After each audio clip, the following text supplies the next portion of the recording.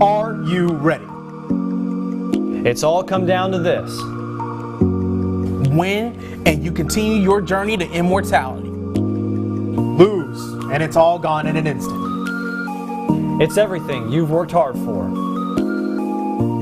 And now the time has come to put it all on the line.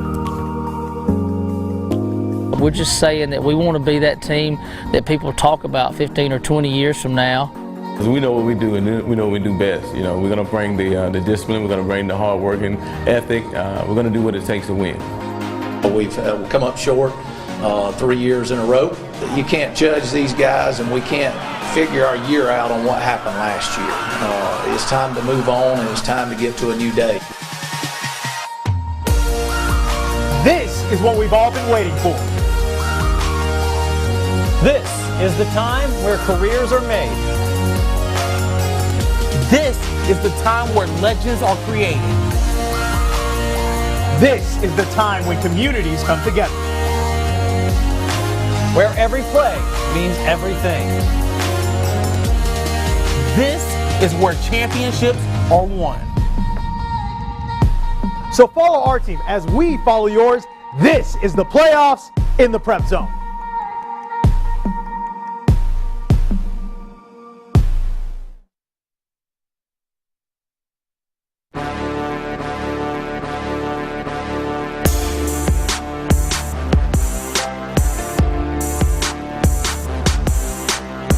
What's up and what's good, party people? I'm Jack Patterson. Welcome you to week 13 of the Prep Zone preview, the first week of the playoffs across the Chattahoochee Valley. Joined as always by sports director Rex Castillo and sports reporter Justin Holbrook. And boys, the most wonderful time of the year is upon us. Playoffs, man. Love it, man. Playoffs! Playoffs!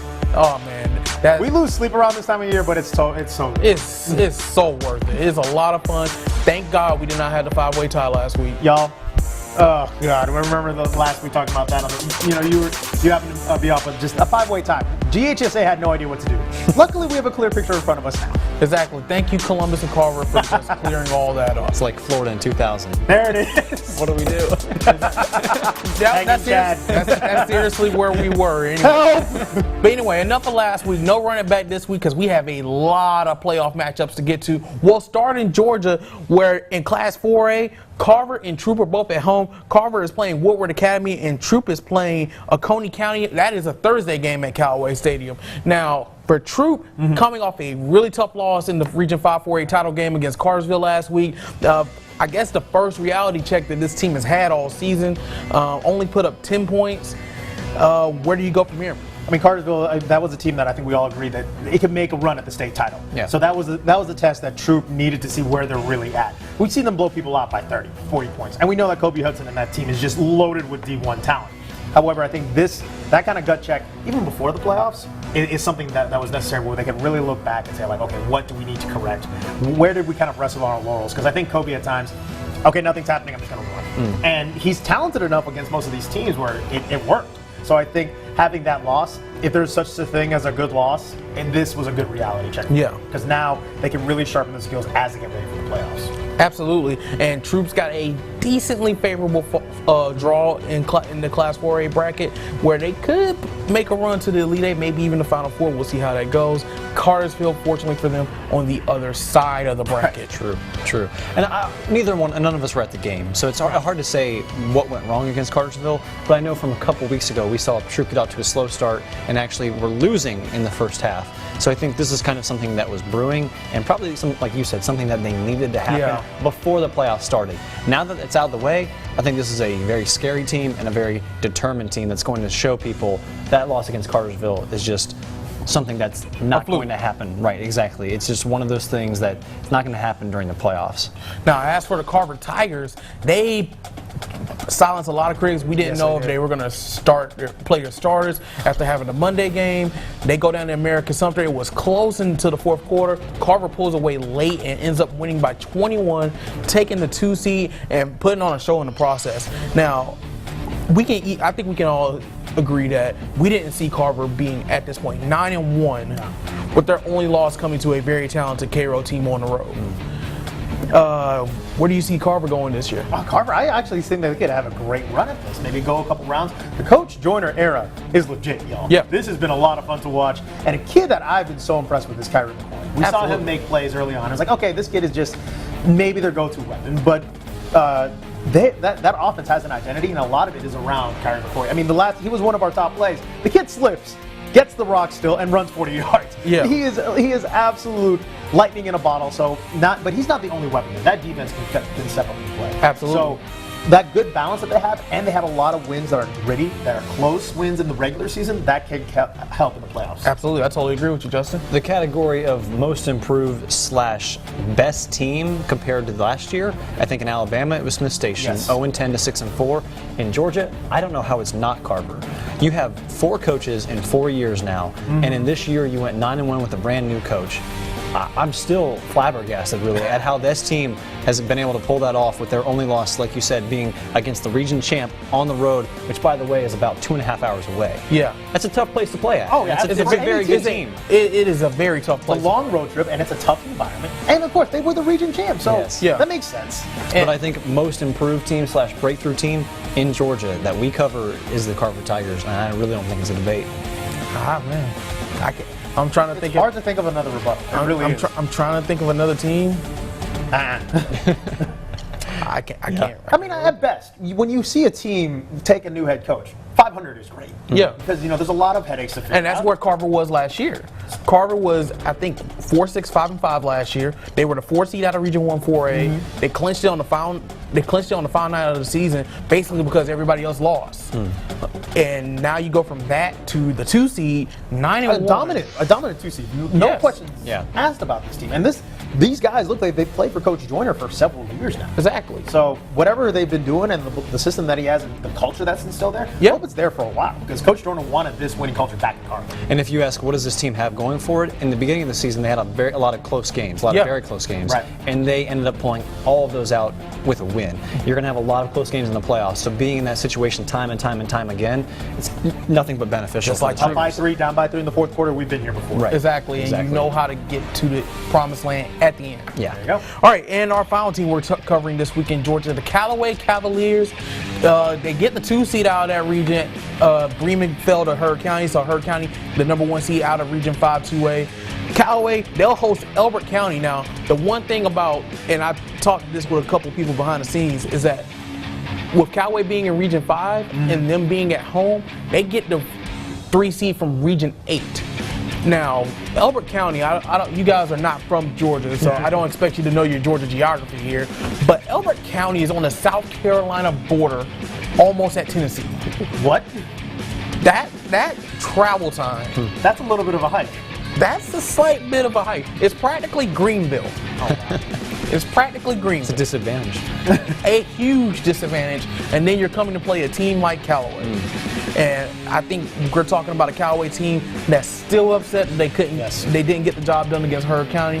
That they really had a shot to win the region, and now because of that game, they find themselves in quite possibly, a lot of people, myself included, think this is the toughest draw in the state in any classification. Because Callaway wins this game, which Hands down. I think they win this game. They will likely draw the defending state champs. So I agree with you that they'll win the game, but looking forward to the defending state champs, I think what they have going for them is they scheduled Opelika and beat Opelika. Yes. They scheduled Troop. They were down by 14, came back, tied it in the fourth quarter, and almost beat the Troop Tigers, who could win state. So these are 2 teams, Troop and Callaway, that are projected to go to the state tournament, and that was back on October 16th. Yeah. Yep. So I think that, yes, they're going to have a hard slate. They've got a tough draw, but they're ready for it because of who they scheduled this year. Not only who they scheduled, but who they competed with. They could have won both of those games. They did win one of them. Right. So I agree with you on that one, but it will not be an easy road because if you get past Hateville Charter, who's the defending state champs, Great name. then you got first of all, then you got Brooks County, you got Screven County that's still lingering down there. So the way I see it is whoever makes it out of that quadrant of 2A will earn it and will quite possibly be the state champion. I mean, that's exactly why you schedule that early on. Yeah, so, sure. I mean, at this point, at any other team in our region, I would kind of see a lot of hesitations. Like, okay, maybe that's about as far as they go. But Callaway, as deep as they are, as talented as they are, and they've proven it on paper early on in the season, I think that's just another tough test for them, but they have the depth and they have the talent to get past it. And they have the coach. Yeah, Absolutely. experience matters in this scenario. And Pete Still looking Wiggins- for their first ever state title. Exactly. And This group looks dang good to do it. So. gosh, But you were saying Pete Wiggins. yeah, Pete Wiggins is, if there's a guy that can do it, it's him. Yeah. And this team is really good. Their mettle will be tested next week. But now if you ask them, they're not looking past this week. But we in the media, we all. Well, that's what we do. We look past for you guys. Exactly. So Irregardless, shout out for making 13 straight playoff appearances. That's incredible. That is amazing. incredible. Amazing. absolutely. All right, switch across the river over to Alabama. We head over to Phoenix City, where the top-ranked 7A Region 2 champs, the Central Red Devils, start their quest for the playoffs. They get Davidson in the first round. Now, full disclosure, Central's going to win. I was about to say, it doesn't really matter who winds up getting Central in these early rounds at this point. I'm more intrigued at what's coming around the horizon next week. And that could be a date with the longtime nemesis McGill 2. We know how that story ended a few years ago. A few years ago, the last 3 Last years. 3 three. years, yes. Oh man! Now, I think this Central team is different. You were here, you've been here last year, so you saw a lot of Central last year. I think this Central team is different than last year. I think they're better than last year. Agreed. Scary. Yeah, got it. It's really scary. Now, do you think this Central team has what it takes to make it all the way? I'll let you take this one. They do if they don't get in their own way. They did that against Auburn. In that game, they had 3 turnovers in the first half. Can't happen. Not against McGill 2-1, and really not even against Auburn, who they could play in the semifinals. Yeah. This team has constantly gotten in their own way, penalty-wise, fumble-wise, interception-wise. Sometimes they get in their own way. With that being said, when they get out of their own way, they're better than any team in the state of Alabama, hands down, no debate about it. I don't see why this team should not win a state title, unless, like I said, they have slow starts, they let other teams jump on top of them, and then it gets close in the fourth quarter and it's anybody's game. But we've seen fourth quarters where this team has separated themselves from everybody else, including that Auburn game where they put up 17 points in the fourth, and I think they did so a couple weeks before that too, putting up 24 points. So this team in the second half, great. Got to be the same in the first half. And then they could, and I think will be, the first team since 1993 to win the state title. On the 25th anniversary, no less. That's right. How ridiculous was that? And I totally agree. The fact that they let these teams hang around is scary to me. Smith Station, real close game in the Yeah, first. it's weird. Auburn, Yeah. we kind of expected that to be. But Yeah. for you to say 3 turnovers with this Central team, it still sounds strange, even though it actually happened. I'm trying to figure out they had 3 turnovers the entire season before that point. Yeah, and I doubt it. even that not being said, Enterprise, they had a touchdown called back because of a penalty, and then they had a touchdown called back because of a penalty. Then they finally scored in the third try. Auburn, touchdown called back because of a penalty. Right. What happened? A fumble inside the red zone. These things are going to keep you from winning a state title. Yeah. It didn't hurt you during the regular season. Right. It's all right. I mean, they're undefeated, and they are good enough. They're talented enough to overcome that. Right. Not in the playoffs. Well, and I think we always wait for the Red Devils at one play to turn on the switch. Interception, a fumble, kick return. It could be that. You're right. There's no time to wait for that. Make that happen on the first play. And these kids, they work. They work. They know. Butt off. They know what to do. They know. So it's one of those things. But it's still so curious to see, like, why does this always happen to this team? So just pedal to the metal from the beginning. And I'm totally on board with what Justin said. Is that this team should be raising some hardware. Yeah. In Jordan Hare. And part of me thinks maybe it's a little bit Golden State, where it's the regular season. You know it doesn't matter as much Sure. because we know we're going to be the 1 or 2 seed going into it. Just get to the playoffs. Does it That's all really that matter? We're ready for the playoffs. This is a thing that we've lost in the semifinals 3 years in a row. That's in the back of their head. Right. So the motivation will be there for the playoffs. I think the regular season it was more autopilot. Once you got past Mays and Meridian and the Auburn game, they're looking ahead to. Yeah. They obviously won everything in And then between. the Smith Station game was like, okay, now let's wake up. Right. Let's actually do something. But now, Yeah. by the time playoffs get here, I think they're going to flip that switch, and we really won't have to worry about it. But it is something to keep in mind. But Absolutely. when that, I think I'm on board with Justin. When that flip is switch, it is the scariest thing. Switch is flipped. It's the scariest thing to see. Yeah. Yeah, that team is like clockwork when they're on. It's unstoppable. Just pick your highlight at that point. Exactly. Over into Lee County, where Auburn will be hosting Fairhope in the first round rather. Now Auburn coming off of that loss to Central, They took care of Park Crossing last week, 24-0. I think Central has always scheduled that bye for that last week. Yeah. I think it was great that Auburn had a game to kind of, get their mojo back. Yeah. After losing that game, Park Crossing, very talented team out of Class 6A. I think Auburn really still has a shot. Oh, And I think they dodge a bullet because with McGill-Tulane not winning their region, which is the team that a lot of people were scared of, Thompson's still no slouch by any stretch, and that who Auburn would potentially play next week. I think Auburn may have dodged a bullet here. And I like what you said, is that they use that game to make a statement, like, oh no, we're still the Auburn Tigers, don't worry about us. Because again, that game against Central, that's a game that was meant to be endured and not enjoyed at all. Yeah. So with Auburn, as talented as they are, we know what Central is. I mean, that's at times in a class below. Auburn is still a team that I think, if some balls bounce their way, they can make a run and possibly beat Jordan-Hare as well. So I think they'll be just fine. They'll make a deep run as well. Absolutely. Coach DeVoe said, this is a team that we expect to play again this season when they were playing in Week 10 for Central. And I think we're going to see that in the semifinal. Week 15? How much fun is that going to be? It's going to be incredible. And don't forget that these championship games will be at Jordan-Hare, so neither one of these teams will have to make a far trip if they're in that championship game. No excuse at this point. Yeah, absolutely. All right, and our Pepsi Prep Zone tailgate game of the week for the first time since 1995. Let's do it. When Justin was 1 year old. How great is that? Oh my goodness. Listen, I can't say much because I was only 3. Okay. Oh gosh.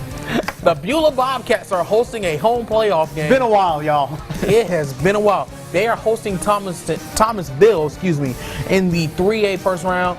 Now, Beulah has been kind of that success story. Probably, I tend to count your Smith Station as for one of the more improved teams. Beulah is right up there with them. Oh, I think it's right neck and neck when it comes to the most improved best team this year. Yeah, I mean, that squad, and you made a point about it a couple weeks ago, that their run attack is absolutely lethal. It is punishing. It is powerful. It's almost run the ball down your throat style. Oh, and I totally agree with that. They're guys who are shifty. They're guys like Amonte Spivey who are great laterally and great speed and burn you around the corner. No, these guys like to run. Hey, there you are. I'm going to run through you. Yeah. So, and it's every running back that they have, no matter who it is. And that's one thing. It's old school smash mouth football. Absolutely. I would just want to put my helmet into your chest and get you out of the way. Exactly. So, but along with this community, yes, it is one of our smaller schools that we do cover. This community loves this team. Absolutely. And I think it's going to be an absolutely electric environment. As far as Beulah making a deep run, I think this is a great jumping point for them to be at home and make a deeper run. I consider them a sleeper. Fair enough. This is a tough team with a lot of toughness, and I think they're absolutely excited to find the greatest environment back home. And this is a team who has been in the close games, just a la Carver, a la Troop, and that has won the close games. Very true, man. We pointed it out with the Carver Tigers how much that can pay off in this part of the season. So I think Beulah definitely makes a couple rounds deep, and it's a lot. This team's a lot of fun to watch. Y'all. Yeah, I say this might be a sleeper for an Elite 8 run, depending on, I can't remember who's their second round draw, but I think this might be a sleeper team for a second round run. They've got the talent, and Coach Flournoy has done an amazing job down there. They've been a sleeper team all year, so I think they're going to own that title. I think they'd be okay with doing that. Yeah, oh, absolutely. I agree. I mean, why not be the team to wake everybody up? Yeah, exactly. All honesty, I haven't seen them play this year, so I'm excited to get out there to see, number one, the environment, but also see the team and see how they rally behind that first playoff game in, 1995 you said? It's pretty cool. That's pretty cool. I mean, that's a big reason why we picked this to be our tailgate. Absolutely. I mean, when something this monumental happens for this community, which we know it's a football community, it's going to be something special. Speaking of which, I know we're not running it back, but a couple quick shout-outs. Hardaway Hawks. Yeah, absolutely. Beating Westover, making the playoffs for the first time since 2010, and just their second time since 1999. Absolutely. Michael Woolridge really turned that program around. I spoke to him before the season started. He said, this would be a storybook year if we can make the playoffs. This is where I went to school, and I want to be able to do this for these kids. And lo and behold, he did it. You saw the raw reaction from him, how much it meant. He's been able to do that for this team, and the team did it for him likewise. And second, Buster Daniels and the Valley Rams back in the playoffs. Congratulations, Upsetting guys. Lynette week 1 really set the tone for the rest of the year, and I think that carried them through the rest of the season into the playoffs. So those two teams I wanted to give a shout out to. Follow up with Coach Woolridge. He's been a coach for over a decade. This is his first time in the playoffs. So that's exactly why you saw fighting back the tears of joy with that one. But to see him do it for his school, That was something special. Doing it at his alma mater, and then on top of that, if there's one thing I love about him is that he wears his emotions on his sleeve. Oh, absolutely. And that's one of the things that just makes high school football great. It's a guy I would play for. I would definitely play for him. Not sure how far either one of those teams is going to go, but really at this point, the most impressive thing, the thing that we should mention is being in the playoffs and doing that for the town. Yeah, when we're talking about a team like Valley, who has not had a lot of success over the last few years, and then we're talking about a team like Hardaway, who was so close last year to getting in, was one game on the wrong side. So for both of those teams to get over the hump and get in, a huge deal. Yep. Huge. Welcome to the playoffs, y'all. You deserve it. Absolutely. So, as we said before, Justin is going to be at Beulah for our Friday Night Tailgate Game of the Week presented by Pepsi. We'll get Thomasville at Beulah. And then scores, highlights, and more on the Prep Zone at 11:15, 10:15 Central, presented by WOW. And then now, obviously, we have a lot of more teams that are in the playoffs. I think half of our teams that we cover, looking at the schedule, y'all, it was ridiculous. Half the teams we cover are in the playoffs. So if you have not seen your team talked about, go over to our Twitter page at WRBL Sports. We have a complete rundown of all the teams, both via video form and text form, because the 1A brackets came out on Monday as we were recording this, and then of course we had a full breakdown on the last call Sunday night. All that is available at WRBL Sports against matchups, everything. So you'll find it's your one-stop shop. We're trying to make it easy for you. When they're playing, who they're playing, where they're playing, we got you covered. There you go. We've got you taken care of. But until next week for Week 14, for Justin and Rex, I didn't get that wrong. Thank God. I'm Jack. We'll see you next week for the PrepZone preview. As always, go out and enjoy the games.